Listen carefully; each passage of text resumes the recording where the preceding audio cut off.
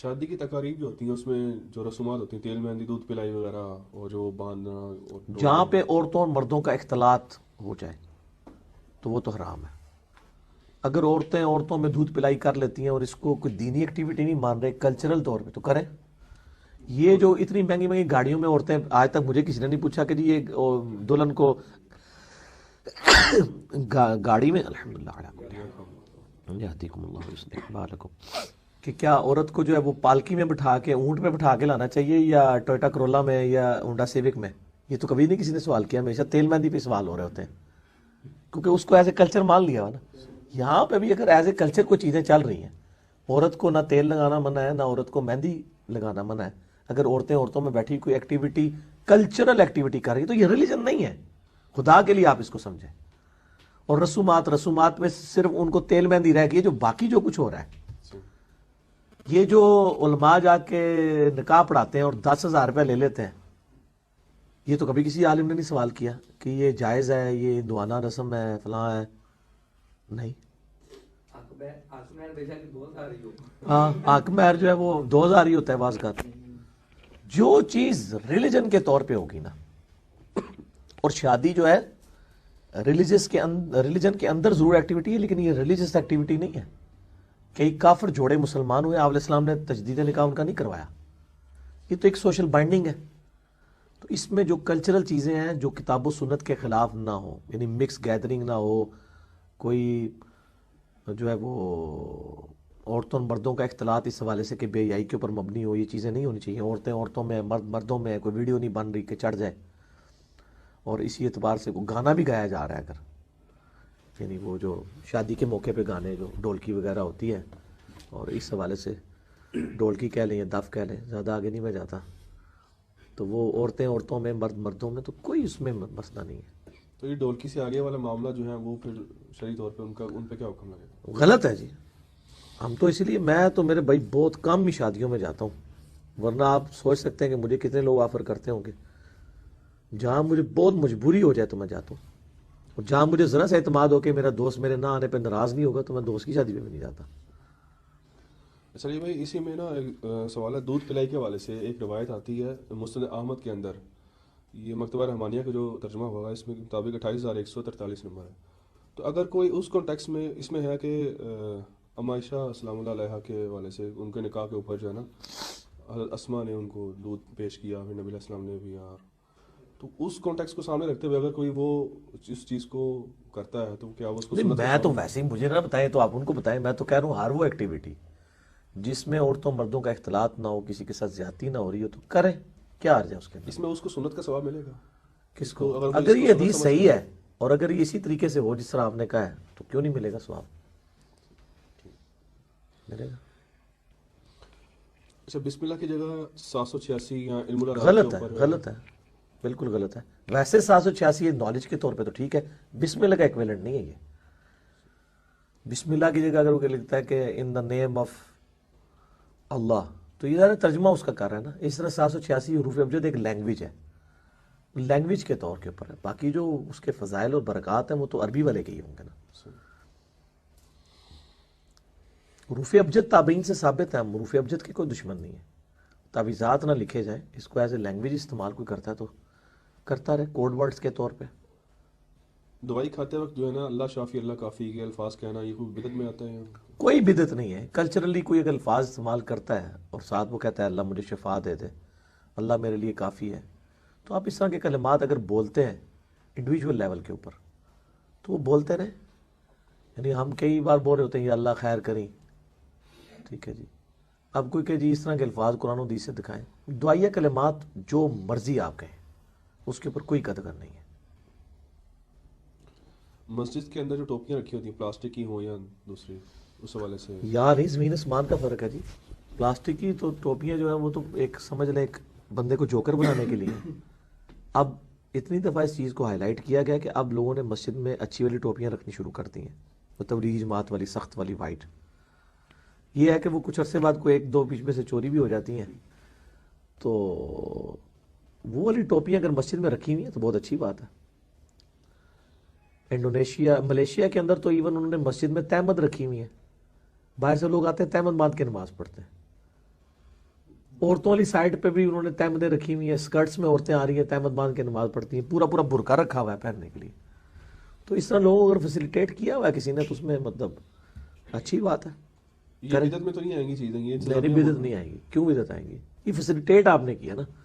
وہ تو مسجد میں اگر کسی نے واش روم کے لیے چپلیں لادہ رکھ دی ہیں تو آپ کہ جی قرآن حدیث سے ثبوت دیں کہ اپنی چپلیں بندہ جو ہے وہ گھر سے لے کے آئے کہ یہ عملی استعمال کرے. فیسیلیٹیٹ کیا نا. ریسنٹلی ایک کلپ بڑا چلا ہوا نا کہ ایک بریلوی مکتب فکر کے ایک عالم ہیں، انہوں نے ان کا کلپ بڑا مشہور ہوا ہے. وہ کہتے ہیں کہ جی کہ ٹوپی اگر آپ نے اس قسم کی پہننی ہے نا تو اس سے بہتر ہے کہ بغیر پڑھے نماز پڑھ لیں. نہیں وہ تو میں نے بتایا کہ احمد بریلوی صاحب کا فتویٰ ہے اگر کسی کو ننگے سر نماز پڑھنے میں مزہ آتا ہے تو وہ ننگے سر پڑھے. تو انہوں نے اس سے بڑی بات کی ہے. لیکن یہ کوئی دین کی خدمت نہیں ہو رہی ہے. لوگوں کو سنت کی ترغیب دلانی چاہیے بجائے کہ ٹوپی دے اندر ہی پوری مصیبت ڈال دی ہے. ٹوپی نہ پہننے والے جو ہیں وہ ٹوپی کے دشمن بنے ہوئے ہیں، ٹوپی پہننے والے جو ہیں لوگوں کو زبردستی پڑھانے پہ تلے ہوئے ہیں. دونوں ایکسٹریم کے اوپر ہیں. میں تو اہل حدیث کے ساتھ ایگری نہیں کرتا ہوں اس مسئلے میں. سخت رویہ ان کا. ٹوپی کی ترغیب دلانی چاہیے، سنت سے نفرت نہیں دلانی چاہیے. تبلیغی جماعت کے ساتھ چلے پر جانا اور مساجد وغیرہ میں کوئی مسئلہ نہیں. دیکھیں یہ جو درس نظامی کے کورس بھی ہیں کوئی بدعت تو نہیں ہے نا. سارے مکاتب فکر نے کورسز بنائے ہوئے ہیں کہ جی 8 سال کا، 6 سال کا، 7 سال کا. اب کیونکہ جی صحابہ کرام نے تو نہیں کیا، واقعی نہیں کیا انہوں نے. لیکن اس کی بنیاد کے اوپر آپ لوگوں کے اوپر بدعت کے فتوے تو نہیں لگائیں گے. کوئی نہ کوئی تو مینیجریل ایشوز کے لیے کرنا ہی پڑے گا نا. تو چلا لگاتے ہیں وہ یا 3 دن یا 4 مہینے لگاتے ہیں، 7 مہینے بھی ہیں، سال بھی ہیں. ہمیں اختلاف ان کی تعلیمات کے ساتھ ہے کہ اس میں قرآن و سنت سکھائیں بجائے اپنے بزرگوں کی کتابیں پڑھ کے. اس سے آپ اختلاف رائے رکھ سکتے ہیں. کام تو بہت نیکی کا کر رہے ہیں، وہ قربانی کر رہے ہیں، گھر سے نکل رہے ہیں. جو لوگ جمعہ یا رمضان میں فوت ہو رہے ہیں کیا ان سے قبر میں سوال؟ یہ ضعیف روایتیں ملتی ہیں جمعہ اور رمضان کے بارے میں، لیکن وہ قرآن و سنت کے اصول میں بیٹھتی کوئی نہیں ہے. حساب تو بہرحال ہونا ہی ہے. حساب کے بعد ہی یعنی ہر شخص کو قبر میں آزمایا جانا ہے. سیدھی سی بات ہے. کیونکہ اکثر ہمارے یہاں یہ بڑی باتیں ہوتی ہیں لوگوں کے، بڑا خوش نصیب تھا جمعے کو مارا گیا یا رمضان. خوش نصیبی تو میرے بھائی اگر یہ ہے تو بخاری مسلم میں حدیث ہے، نبی علیہ السلام کا ایک غلام تھا مدعم. اتنا خوش نصیب تھا کہ خیبر کے موقع پہ اسے نامعلوم تیر لگا، شہید ہو گیا. صحابہ نے کہا کتنا خوش نصیب تھا، آپ صلی اللہ علیہ وسلم کا کجاوا کستا ہے سواری میں اور آپ کو وضو کرواتا ہے سب کچھ. آپ فرمایا تم اسے خوش نصیب کہہ رہے ہو، اور اس نے بیت المال میں سے ایک چادر چوری کی تھی جو مرتے ہی آگ کی اس کے اوپر ڈال دی گئی ہے. خوش نصیبی کا فیصلہ سب سے بڑا تو صحابہ کرام نے جس کے بارے میں کیا وہ تو نکلا جعلی. تو تواڈے میرے فیصلے کتنے اصلی نکل سکتے ہیں؟ صحابہ کرام نے بڑا صحیح فیصلہ کیا کہ بھئی حضور کا خادم ہے، کلمہ گو ہے، مسلمان، سب کچھ ہے. وہ تو مسئلہ ہی کچھ اور نکل آیا، وہ تو عذاب میں تھا. اس کو تو اللہ تعالیٰ نے نہیں لحاظ کیا کہ یہ خادم رسول ہے تو چھوڑ دیا جائے. اس طرح کی باتیں جو ہے نا مطلب یہ بنی ہوئی ہیں، لوگوں کو دین کی خبر نہیں ہے. میرے بھائی اگر کوئی خانہ کعبہ شریف میں طواف کعبہ کرتا ہوا بھی مر جائے وہ اپنے مال کے مطابق اٹھایا جائے گا. اس کی یہ چیز اس کے اعمال کی مطلب وہ اگر یہ چیز ہو تو نبی علیہ السلام کئی بار مقروض کا جنازہ لایا گیا بخاری مسلم میں حدیث ہے. آپ نے فرمایا میں نہیں پڑھتا، قرض ادا کرو اس کا.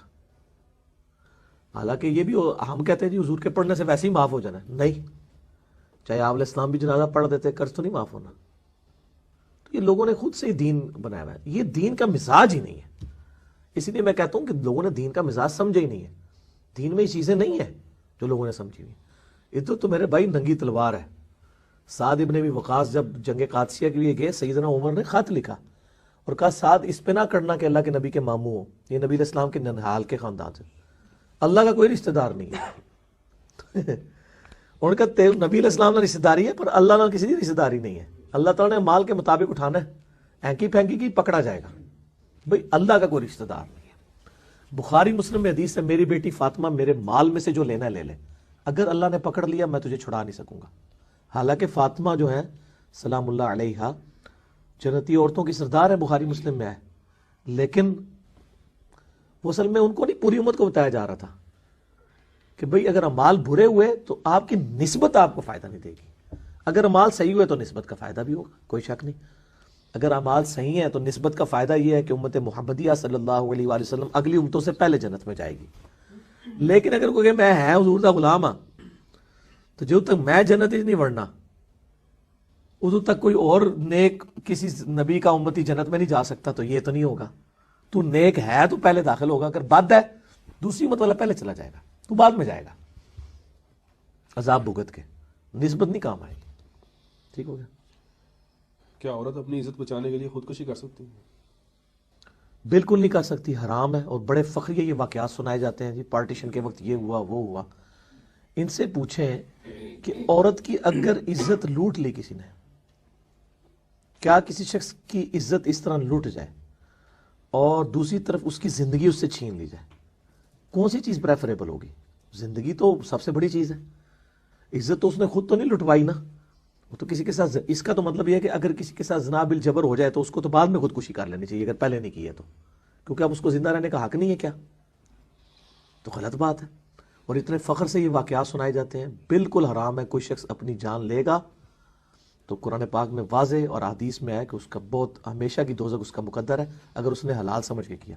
خودکشی نہیں کوئی کر سکتا عزت بچانے کے لیے، قتل نہیں کر سکتا. وہ جی کنویں میں چھلانگ مار دی، دریا میں مار دی. یعنی اسلام میں یہ مطلب یہ چیزیں ہیں کہ آپ خودکشیاں کرنا شروع کر دیں. یہ تو اس طرح تو پھر کل کو یہ ہوگا کہ کوئی شخص کو ڈکلیئر ہو کہ وہ کینسر ہے اس کو، وہ کہ جی اب کینسر میں نے سس کے مرنا ہے، میں خودکشی ہی کر لوں. یا میری اولاد میرا خرچہ کیسے اٹھائے گی، اس سے تو بہتر ہے کہ میری اولاد مقروض ہو جائے، میں خودکشی کر لوں. کرالریز تو پھر بناتے جائیں گے نا. انجینئر صاحب تو بنا کے دسن کے نا، انجینئرنگ کرن گے نا. پھر خالی عزت ہے تو مسئلہ نہیں ہوئے گا. پھر تو کوئی مرد بھی اس میں کرنا شروع کر دے گا. حرام کام حرامی ہے، نہیں ہو سکتا. کوئی شخص خودکشی نہیں کر سکتا. سیدھی سی بات. آج کل ہر کسی کے نام کے ساتھ شہید لگا دیا جاتا ہے، یعنی مختلف جگہ پہ دھماکے ہوں یا کریش ہوں یا جو بھی قسم کا. نہیں لگانا چاہیے، قطعاً نہیں لگانا چاہیے. یہ کہنا چاہیے کہ وہ اللہ کے پاس چلا گیا. شہید